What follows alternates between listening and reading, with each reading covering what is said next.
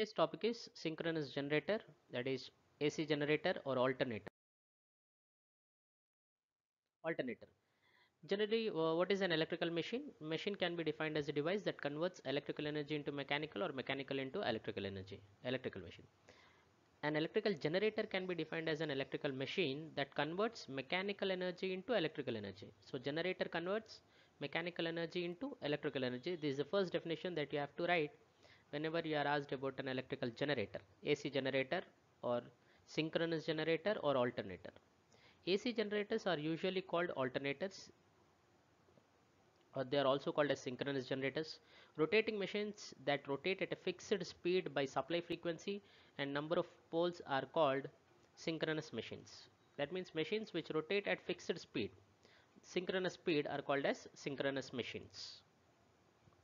So this is a synchronous machine or an alternator, synchronous generator. This is a general cut view of a alternator. Three phase output is coming from this. We'll see about the constructional details in the next slides and working also.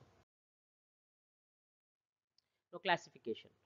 AC generators can be divided in many ways, but we will discuss now two main types of alternators categorized according to their design. They are salient pole type and non-salient pole type or smooth cylindrical type. Salient pole type machines, these are classified based on their rotor design. So it is used as a low and medium speed alternator.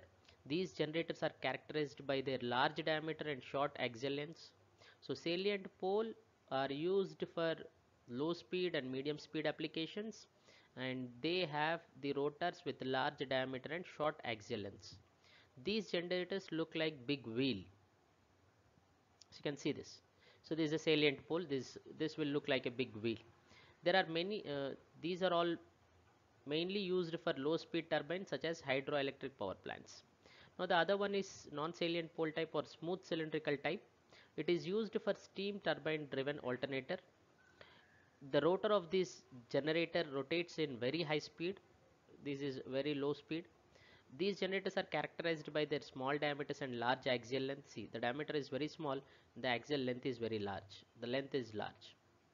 These rotors are designed mostly for 2-pole or 4-pole turbo generator running at 36,000 rpm or 1800 rpm respectively. So these are the two types of AC generators, alternators, salient pole type and non-salient pole type. So you can see this is like a big wheel, salient pole type, which has a large diameter and a small length. This is a salient pole type used for small low speed applications. This is a smaller diameter and a large length, which is a non-salient pole type used for high speed applications.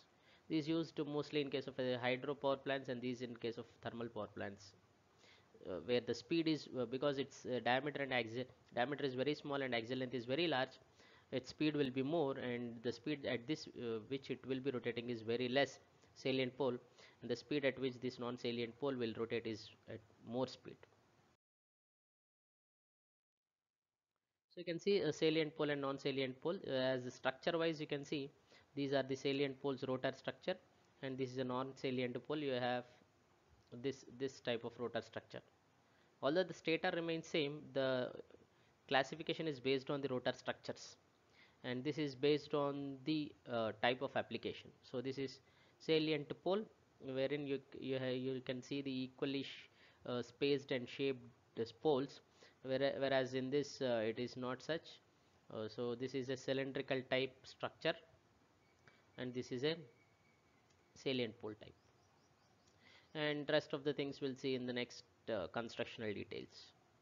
So this is a stator, this is the rotor part, rotor field windings, and you can see these distributed stator windings. This is the stator part basically, which is stationary. In stator we will have armature winding, whereas in the rotor we'll have field winding, unlike in case of a DC machine. This is a special feature of an AC generator, synchronous generator, and we'll see the reason for this at the end of this session also. why we are having an armature stationary and field rotating. Whereas in DC machine, the field was stationary to the stator and the armature was rotating in the rotor. But in this, the field is rotating and the armature is stationary in both the cases. And the difference between salient pole and non-salient pole is the structure or the design of the rotors. The construction. An alternator consists of two main parts, stator and rotor. The stator is a stationary part, as we know. It carries the armature winding in which the voltage is generated. This is the major difference that we have when we compare to uh, the other DC machines or the other machines. The stator carries the armature winding, whereas in DC machine that we have studied, DC motor, the stator had field windings, but in this case the stator is a stationary part which has armature winding in which the voltage is generated. The output of the machine is taken from the stator. Because it is a generated, the generated EMF has to be taken out, so that generated EMF or voltage is taken out from the machine from this stator. That means from these armature windings which are on the stator. The rotor is a rotating part of the machine. The rotor produces the main field flux. So you can see this is the rotor. This is a salient pole we have taken, and this is the stator armature. From this three-phase output is taken, and to these field poles, field windings are connected, and it is excited by some DC supply. And these are because this is rotating, field is rotating.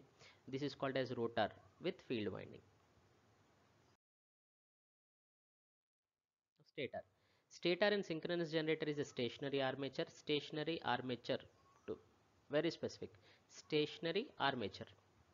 Whereas in DC machine, armature was rotating. In this case, the armature is stationary, which is connected to the stator. The various parts of the stator include frame, stator core, stator winding, and cooling arrangement. This consists of core and the slots to hold the armature winding. The stator will consist of a core and slots to hold the armature winding. The frame may be cast iron for small size machines and welded steel type for large machines. In order to reduce hysteresis and eddy current losses, the stator core is assembled with high grade silicon steel laminations. So you will use high grade material and laminations in order to reduce hysteresis and eddy current losses. A three-phase winding is put in the slots cut on the inner periphery of the stator. See, as shown in this figure, in inner periphery of the stator. This is a stator. These are stator slots. You can see this is a stator core. This is a armature slot or stator slot. This is stator frame. This complete is called as the stator frame, and this upper part is called as the stator core, and this is the stator slot or armature slot. In this inner periphery of the stator, the winding of each phase is distributed over several slots. Over several slots will distribute the winding. When current flow in the distributed winding, it produces an essentially sinusoidal EMF. Now rotor. There are two types of rotor constructions, namely salient pole and cylindrical type or non-salient pole, which we have already seen. Once again we are looking at it. Now this is also called projected pole, salient pole type, as all the poles are projected out from the surface of the rotor. And these poles are built up of thick steel laminations, and poles are bolted to the rotor. To the rotating part, poles are bolted. Whereas in DC machine, it is bolted. Poles are bolted to the stator. The pole face has been given a specific shape. The field winding is provided on the pole shoe. And these rotors have larger diameter and small axial lengths because they are salient pole, as we have seen. This will have, we can see, because the poles are projected. So the poles are, this is the rotor part actually, and these poles are projected out, all the four poles in this case. So it is called projected pole type. And poles are built up of, these poles are built up of thick steel laminations, and poles are bolted. See, this is a bolt, you can see these are bolted to the rotor. This is a rotor, and this combinedly completely we can call it as a rotor. The pole force has been given a specific shape. See, this pole has been given a specific shape, dumbbell shape, something. The field winding is provided on the pole shoe. See, these are the field windings. They are provided on this pole shoe, and these rotors have large diameter and small axial length. Salient pole has large diameters and small axial length. It is just like a wheel, as we have seen in the previous slides. Now, see, this is a salient pole. As the mechanical strength of the salient pole type is less, because it's having a larger diameter and small length, its strength will be less. So this is preferred for low speed alternators ranging from 125 rpm to 50 rpm. The prime movers used to drive such rotor are generally water turbine and ice engines. See, because a mechanical force has to be applied to this, because it has to rotate, right? This rotor has to rotate. When this rotor or the field rotates, because of the mutual induction process, EMF is induced in the stator and EMF is coming out. So because it has to rotate, for a generator, mechanical energy is the input. That mechanical energy is supplied by this water turbine or ice engines. Rotor: smooth cylindrical rotor, non-salient pole rotor, second type. This is also called non-salient type or non-projected pole type, or round rotor or cylindrical type. This rotor consists of, you can see, this rotor consists of smooth solid steel cylinder having a number of slots to accommodate the field coil. So this is armature, sorry, this is a rotor in which field coils or field windings are placed. This is a non-salient pole. See, these slots are covered at the top with the help of steel or manganese wedges. The unslotted portion of the cylindrical itself acts as a poles. The unslotted poles. The poles are not projected out and the surface of the rotor is smooth, which maintains a uniform gap between stator and the rotor. So this is a feature of a non-salient type of rotor. Now, these rotors have small diameter and large axial length, as we have seen. This is to keep peripheral speed within the limits. The main advantage of this type is that these are mechanically very strong and thus preferred for high speed alternators ranging from 1500 rpm to 3000 rpm.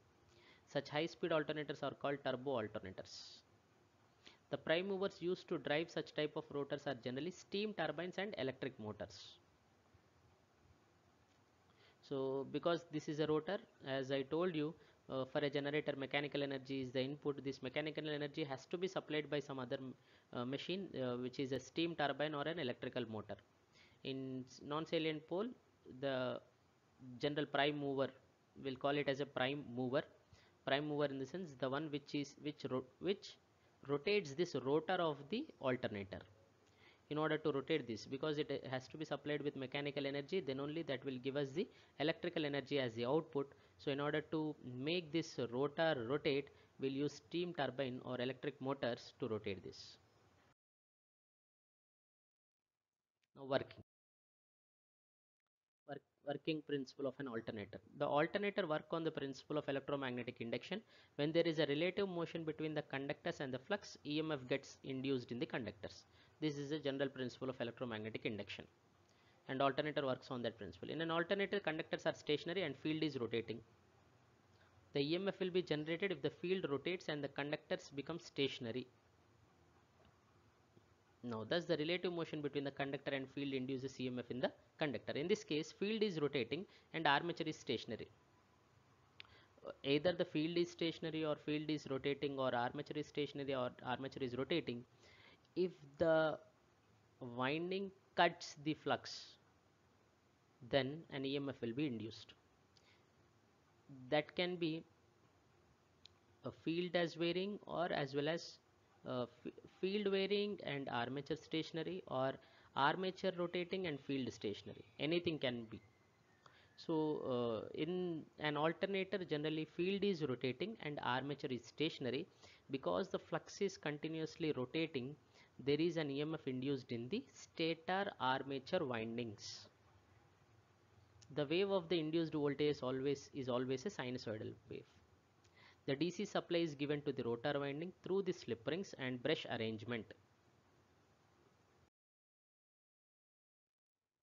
So you can see, this is the stator. The outer one is the actually core, I mean frame. In that, these, see, yellow, this is green and red. These three are the stator windings. Yellow, green and red are the stator windings, and a neutral wire is also connected. And this is the yellow color you see is the uh,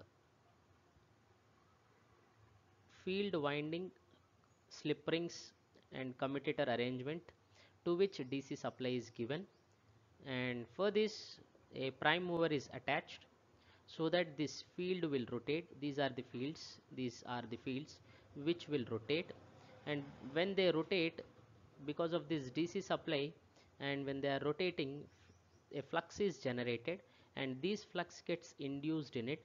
Whenever there is a rate of change of flux, an EMF is induced in the three phases. This is how EMF is induced in a alternator. Three phase output. The rotor of an alternator or a synchronous generator is mechanically coupled to a shaft or the turbine blades, which on being made to rotate at synchronous speed under some mechanical force results in magnetic flux cutting the stationary armature conductors housed on the stator. So these rotors are connected to turbine.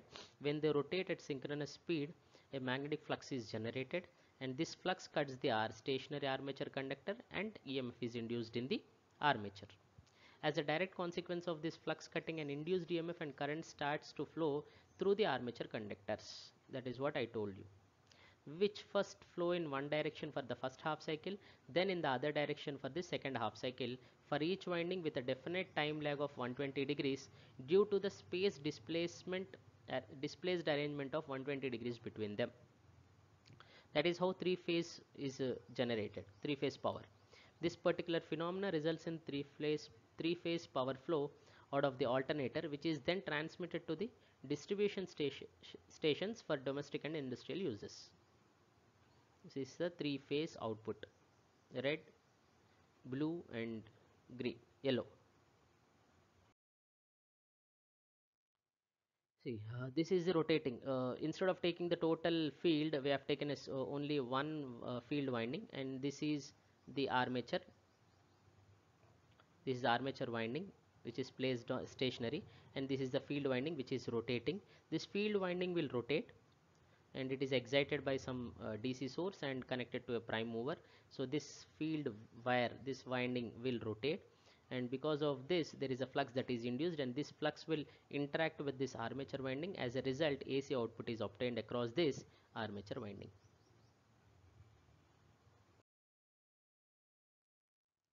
Applications. The three-phase synchronous generator has many advantages in generation, transmission and distribution. The large synchronous generator used in nuclear, thermal and hydro systems for generating the voltages.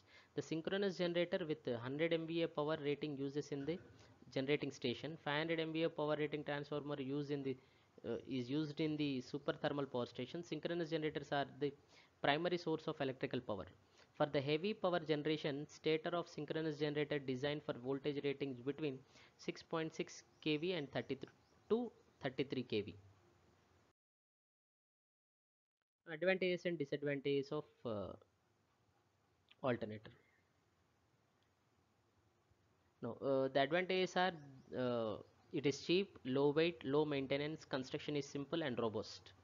It also has and more compact. It also has some disadvantages like uh, alternators will overheat if the current is high. Alternators need transformers for transferring or distributing the powers. These are some of the disadvantages.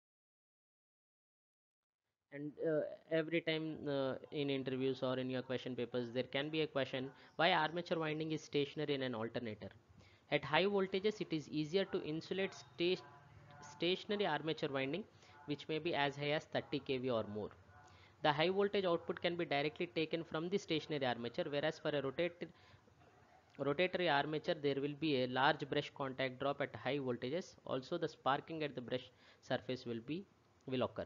That means if the armature is rotating, it is very difficult to take the output, as well as the drop and the losses will be heavy. If the armature is stationary, that is rotor is stationary, if the armature is stationary, it is easy to take out the output from it, and also the losses can be minimized. Field exciter winding is placed in rotor, and the low voltage DC can be transferred safely. The armature winding can be braced well so as to prevent the deformation caused by the high centrifugal force. This is the end of the lecture 22, Basic Electrical Engineering on synchronous generator, construction and working principle, advantages, disadvantages as well as applications. Thank you.